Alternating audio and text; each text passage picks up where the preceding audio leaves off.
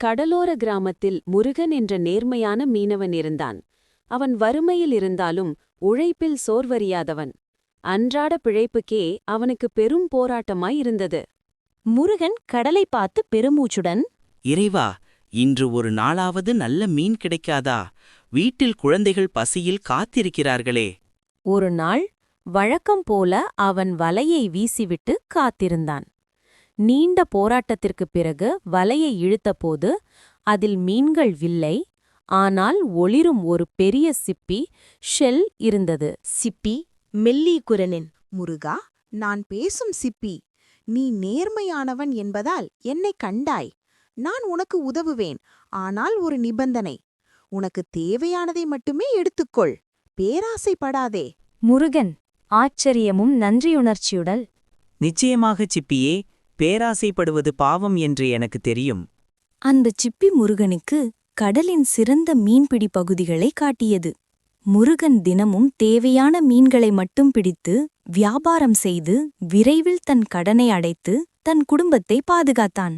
இதைக் கண்ட கிராமத்துச் செட்டியார் ஒருவன் ஆச்சரியப்பட்டான். செட்டியார் தன் மனதில் பொறுமையபடி, இந்த ஏழை மீனவனுக்கு மட்டும் எப்படி இவ்வளவு மீன் கிடைக்கிறது? நிச்சயம் ஏதோ ரகசியம் இருக்கிறது, அதை நான் தெரிந்து கொள்ள வேண்டும்.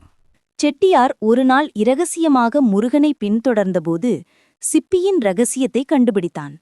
சிப்பியின் வழிகாட்டுதலால் முருகன் பெரும் மீன்களை பிடிப்பதை பார்த்தான்.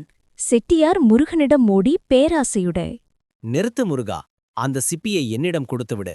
நான் உனக்கு அதைவிட அதிக பணம் தருகிறேன். நான் நிறைய மீன் பிடிக்க வேண்டும். எல்லாவற்றையும் நான் மட்டுமே சம்பாதிக்க வேண்டும். முருகன் நிதானமாக, செட்டியாரே, தயவு செய்து பேராசை கொள்ளாதீர்கள். இது என் உழைப்புக்கு கிடைத்த பரிசு. இதை விற்பதற்கோ திருடுவதற்கோ உரிமையில்லை. செட்டியார் பிடிவாதமாக சிப்பியை பறிக்க முயன்றபோது சிப்பி திடீரென ஒரு பிரகாசமான ஒளியை வெளியிட்டது.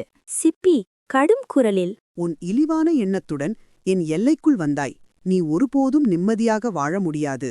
செட்டியார் சிப்பியின் ஒளியால் கண் பார்வை மங்கி அதிர்ச்சியடைந்து அங்கிருந்து ஓடினான்.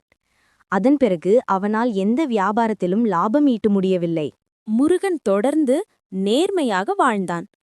அவன் சம்பாதித்ததில் ஒரு பகுதியை கிராமத்திலுள்ள மற்ற ஏழை மீனவர்களுக்கும் உதவ பயன்படுத்தினான்.